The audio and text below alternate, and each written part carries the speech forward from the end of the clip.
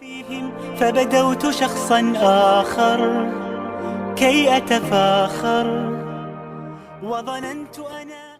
عليكم ورحمة الله تعالى وبركاته. وأولاشين سجل ما أنت محيدين ودا ما أنت وحام جعلستي إلى إنا إذن لشير قريو bahalkan waxaa la dhahaa horta beetroot la dhahaa ama beetroot la dhahaa qof basi ayuu u garanayaa. maanta waxaan u jeclaystay inaan idin la sheergareeyo bahalkan horta wuxuu u fiican yahay dhiiggu soo celiyaa qofkii markaas dhiig la'aan ah ama dhiiggiisa yar yahay oo isticmaalo maasha Allah wuu ku faa'iidayaa. waa wax yar oo ciyo aad ku fahmaysid in dhiiggaagu uu soo noqday.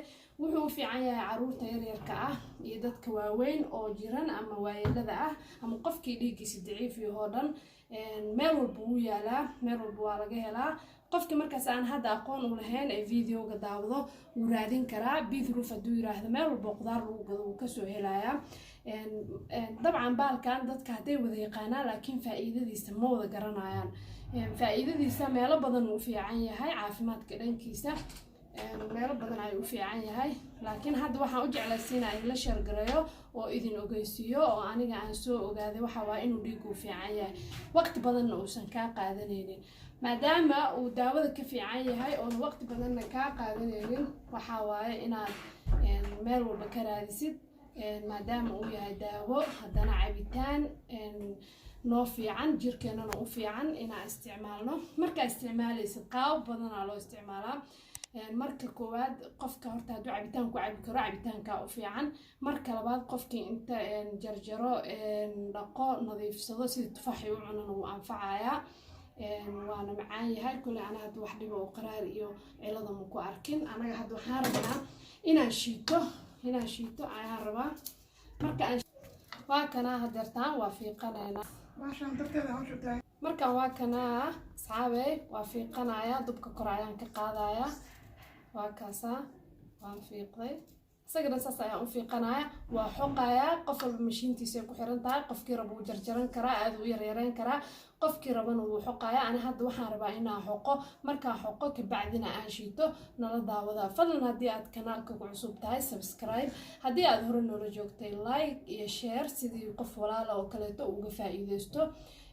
commentiga waxaa noogu reebi kartiin wixii fikrad ah. asxaabi waa kana beetrootkeeni waa soo xoqonay. ani ma jarjarin qof walba makiinadiisa ay ku xiran tahay. waa kana hadeer ayaa shiidaya biyo waa ii diyaarsan yihiin. asxaabe qof walba inta bahal uu isticmaalayo uu garanaa. ani 3 baa isticmaalaya ma rabo inaan biyaha ku badiyo. sidoo kaleeto sonkor qofkii rabo isticmaalaya maadaama aniga aan daawo ka rabo ma rabo inaan sonkor iskaga daro. qofkii rabo biyahana ma lagu badinayo, biyaha waa lagu yareynayaa maadaama daawo laga rabo.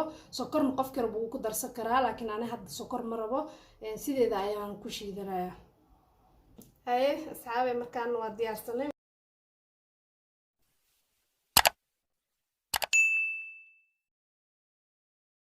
kana waa soo miiranay cabitaan fiican oo noo noqday.